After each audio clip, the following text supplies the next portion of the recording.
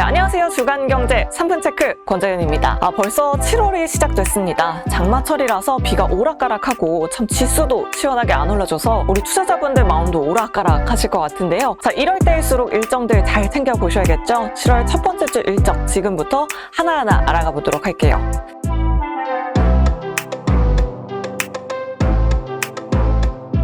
자, 지난주에 식품업체들의 가격 인하 소식이 대거 있었죠. 7월부터 농심과 오뚜기, 삼양식품 등 라면과 과자 가격이 일제히 인하될 예정입니다. 새우깡은 100원, 신라면은 50원 더 싸진다고 하는데요. 새우깡이 가격을 인하한 건 만들어진 이후로 처음 있는 일이라고 하네요. 이 밖에도 롯데식품, 혜태, 빼빼로, 바다코코넛 등 다른 과자 가격도 7월부터 일제히 인하된다고 합니다. 자, 그럼 7월 3일 월요일 일정 바로 알아보도록 할게요. 6월까지 한국 수출입 동향이 이날 발표될 예정입니다. 무역 수지는 무려 15개월 연속으로 적자를 기록하고 있는데요.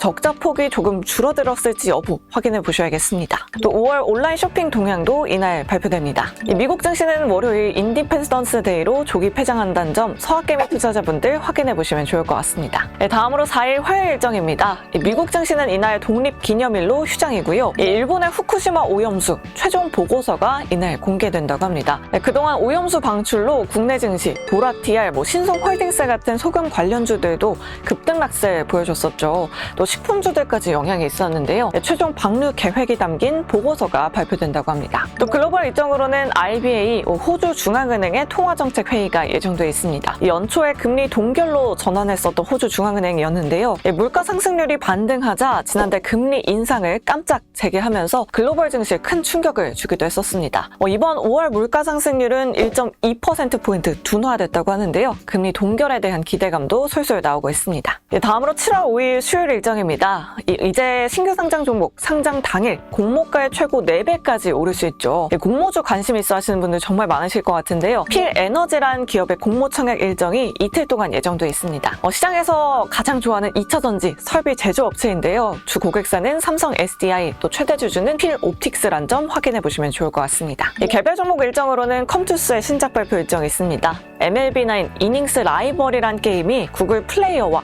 애플 앱스토어에서 동시 출시된다고 합니다. 미국에서는 6월 FOMC 의사록이 공개됩니다. 지난번 FOMC 금리 동결을 결정했지만 여전히 연준에선 매파적인 기조 유지했었죠. 구체적으로 어떤 내용이 논의되는지 확인해 보실 수 있을 것 같습니다. 다음 7월 FOMC는 7월 25일부터 26일로 예정돼 있다는 점 참고해 보시면 좋을 것 같습니다.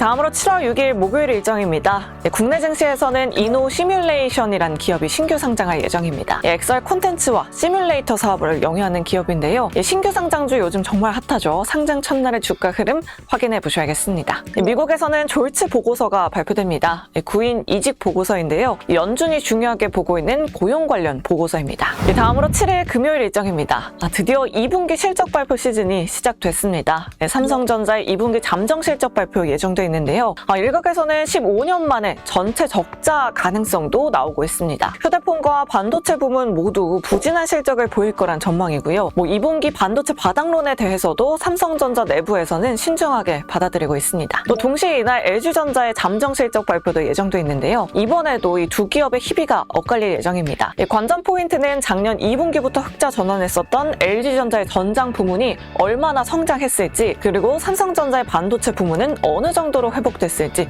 주목해서 지켜보시면 좋을 것 같습니다. 또 금요일에는 미국의 고용 보고서가 발표됩니다. 비농업 고용과 실업률, 임금 상승률 모두 발표됐는데요. 그동안 견고한 고용을 이유로 연준은 금리를 계속 올려왔었죠. 이번에도 고용이 견고하다면 증시에는 약간의 부담이 될 가능성이 있다는 점 확인해 보시면 좋을 것 같습니다. 마지막으로 8일에는 IMF 세계 경제 전망이 발표된다고 하니까요. 글로벌 주요 30여 개국의 경제 전망까지 확인해 보시면 좋을 것 같습니다. 자, 이렇게 이번 주 일정들 알차게 알아봤습니다. 다음 주에는 국내 금통위, 또 미국의 소비자 물가지수 발표 등 정말 중요한 일정들 굉장히 많은데요. 저는 다음 이 시간에 더 알찬 정보 가지고 다시 찾아오도록 하겠습니다. 여러분 안녕히 계세요.